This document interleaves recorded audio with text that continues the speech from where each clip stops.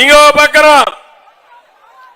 నేను ఒకటే మిమ్మల్ని అందరినీ కోరుతున్నా, ఉత్తరాంధ్ర ద్రోహి ఈ జగన్మోహన్ రెడ్డి నేను ఏం చేశాడో చెప్పకుండా నేను అడుగుతున్నా, ఇడుపలపాయలో ప్రారంభించావు నీ యాత్ర, తండ్రి సమాజ్ దగ్గర నుంచే ప్రారంభించావు, 23 రోజులు 24 రోజులు తిరిగావు.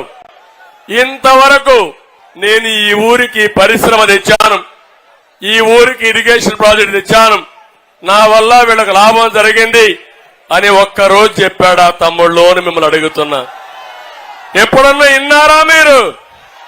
ఒకవేళ ఎక్కడన్నా చూశారా మీరు? ఒక చిన్న పరిశ్రమ వచ్చిందా అని మిమ్మల్ని అడుగుతున్నా. ఒక చిన్న ఇరిగేషన్ ప్రాజెక్ట్ చేశాడా అని మిమ్మల్ని అడుగుతున్నా. ఒక్క ఊర్లో అయినా ఇండ్లు కట్టాడా అని మిమ్మల్ని అడుగుతున్నా. కట్టాడు తమ్ముళ్ళు. ఇళ్లు ఎక్కడ కట్టాడంటే కాలవల్లో, అడవుల్లో, శ్మశానాల్లో ఇండ్లు కట్టాడు. ఆడేమైనా వస్తువులున్నాయో తమ్ముళ్ళు అని అడుగుతున్నా. అవి ఇండ్లు కాదు, గూళ్లు కట్టాడు.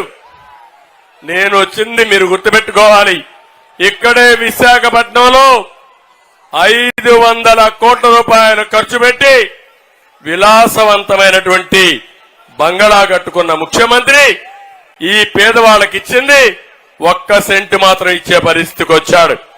ఇలాంటివన్నీ చేసి ఇప్పుడు నాటకాలు ఆడుతూ మిమ్మల్ని అందరిని అంటున్నాడు, అందరూ బాగుపడిపోయారంట. చాలా బాగున్నారా మీరు? ఏమమ్మా చాలా బాగున్నారా మీరు? మీ ఆదాయం పెరిగిందా అని మిమ్మల్ని అడుగుతున్నా సూటిగా. పెరగలేదంటే చేలు పైకెత్తండి, చేలు దించండి. మీ ఖర్చులు పెరిగాయా లేదా అని అడుగుతున్నా.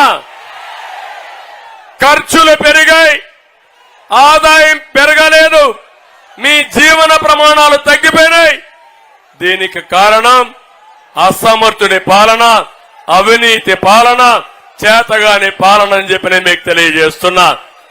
ఎప్పుడు కూడా పరిపాలన అంటే సంపద సృష్టించాలి, ఆదాయాన్ని పెంచాలి, పెంచిన ఆదాయం సంక్షేమ కార్యక్రమాలకు ఖర్చు పెట్టాలి, అదే మరిగా అభివృద్ధి ఖర్చు పెట్టి మన పిల్లలకు ఉద్యోగాలు ఇప్పించాల్సిన అవసరం ఉంది.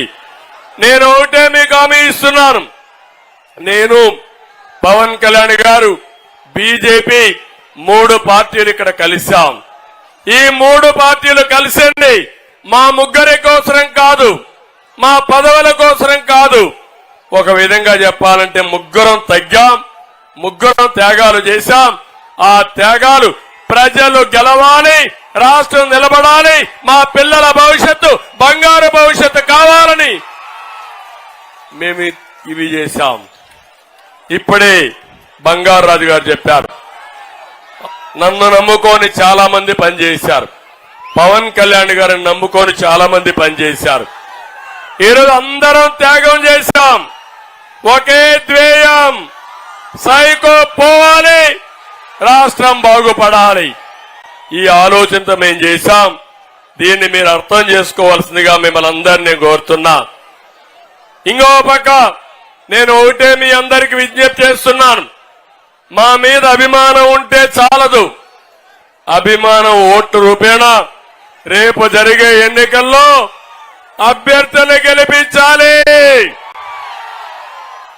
నా మీద అభిమానం ఉండే ప్రతి ఒక్క వ్యక్తి ఇక్కడ ఎమ్మెల్యే అభ్యర్థిగా మాధవి గారు పోటీ చేస్తున్నారు.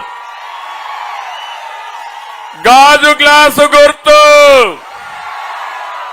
ఏ తమిళలో గుర్తుందా అని అడుగుతున్నా. అదే మాదిరిగా జన సైనికులు, పవన్ కళ్యాణ్ పైన అభిమానం ఉండే ప్రతి ఒక్కరూ అటు అసెంబ్లీకి మాధవికి వేయాలి, ఇటు పార్లమెంటుకి సైకిల్కి ఓటేయాల్సిందిగా మిమ్మల్ని అందరినీ కోరుతున్నా. మా ఇద్దరి పైన అభిమానం, నరేంద్ర మోడీ గారి పైన అభిమానం ఉండేవాళ్ళు అందరూ కలిసి ముగ్గురు అభ్యర్థుల్ని గెలిపించుకున్నప్పుడు నేను ఒకటే చెప్తున్నా, జగన్మోహన్ రెడ్డి అంటున్నాడు, ఈ రోజు కూడా చెప్పాడు, 175కు 175, 25కు 25, ఏం తమ్ముళ్ళు ఏమంటారు మీరు? ఆ 175కు 175 మంది, 25కు 25 మంది. ఇప్పుడు నెల్లిమర్లో సవాలు విసురుతున్న వైకాంట్ పులివెందల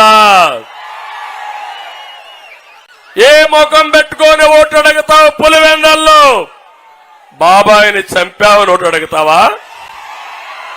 నెల్లిమర్లో ఏ ముఖం పెట్టుకొని ఓటు అడుగుతావు? రేపు గొడ్డలి పంపిస్తాను ఓటు